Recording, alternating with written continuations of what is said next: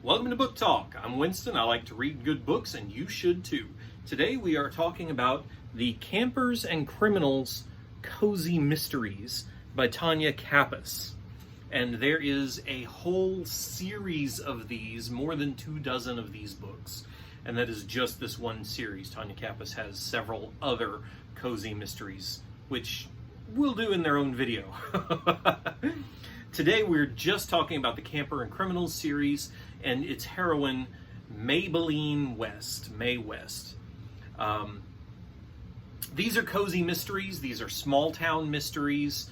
These are small town, Kentucky, Southern, cozy mysteries. And if that doesn't tell you everything that you need to know to put these in a category, I don't know what else to say. Normal Kentucky is the setting. Mae West is recovering from a bad divorce. Her husband has been thrown in jail for perpetrating the largest Ponzi scheme in history, and she is suffering from the fallout of it. And so she goes back home to Kentucky, and the only place that she has left that is apparently her husband gifted her a RV campground before he was thrown in jail, and this is the only thing that is free and clear and hers. So Mae goes to Normal Kentucky to start her life over, and of course while she is there she meets the group of women who will become her lifelong friends and confidants and naturally help her solve mysteries.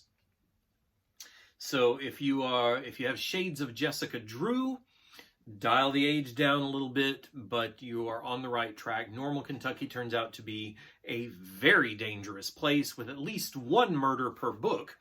And of course, Mae West is right there in the middle of it. Mae herself falls into the meddlesome neighbor type of investigator.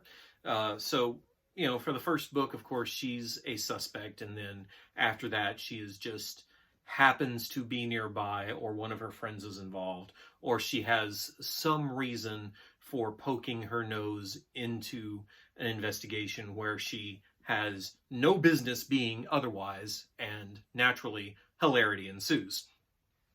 And that's something that I really appreciate about these books. They don't take themselves too seriously, but they don't treat the material disrespectfully.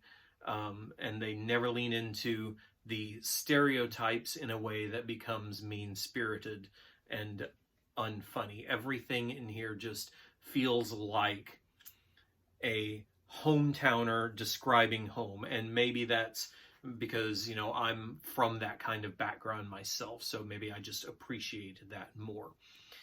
But it's wonderful.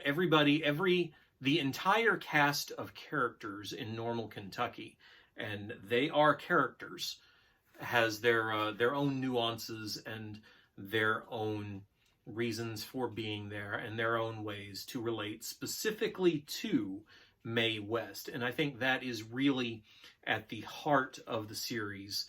Mae West herself and the way that she has come into this town and made a personal difference in the life of everybody that she interacts with and everybody that she touches in this town in a very, I want to say it's a very Pollyanna sort of way. It's the Pollyanna sort of structure. Mae is not a very Pollyanna type character. She's a little reckless. She's a lot reckless. She's a little brash. She's a little forward. And she can have a habit of saying just exactly the wrong thing at exactly the wrong time, and hilarity ensues. I love these characters. I love getting to know them, and I love being with them as they solve cozy style mysteries. Now, as for the mysteries themselves, these are very much meddlesome neighbor cozies. Even though Mae becomes involved with with a local sheriff's deputy or police officer, I think he's actually the detective in the police department. May herself doesn't really have an excuse for getting involved in the mysteries, and is repeatedly warned off by her boyfriend, the detective, to stay away from the scene of the crime and stay away from the suspects, because she will place herself in danger, and May does find herself in danger as often as she does not.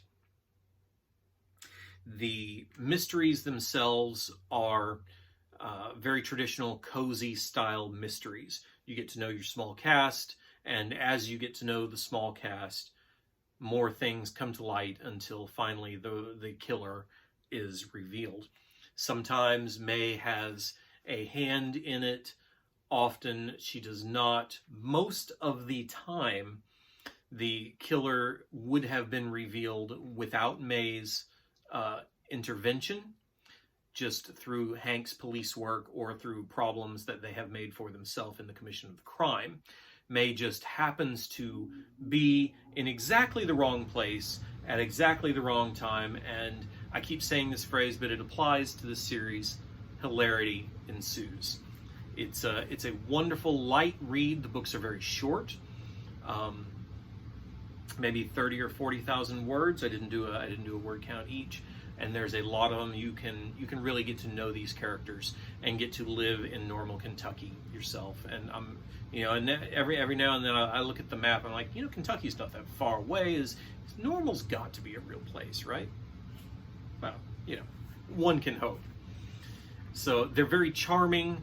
They're lovely reads, and I enjoy them quite a lot. They're not procedurals. It's not a police procedural. It's not a psychological profile type story.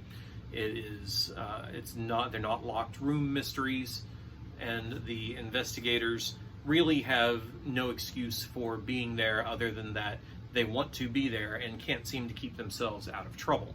So it's a good thing that the series doesn't take itself too seriously and leans into the lighthearted aspect of that. For being murder mysteries, there's no graphic violence, there's no vulgar and obscene language in it, and there are no spicy scenes, as it were. So these really are suitable for all audiences, and I recommend them to all audiences who want to read a light and entertaining cozy mystery. That is the Camper and Criminals Cozy Mysteries by Tonya Kappes. There's a whole bunch of them, and you can find them all over the place. So your assignment then is to go find a good book and read it. When you're done, come on back here, because there's more book talk yet to come.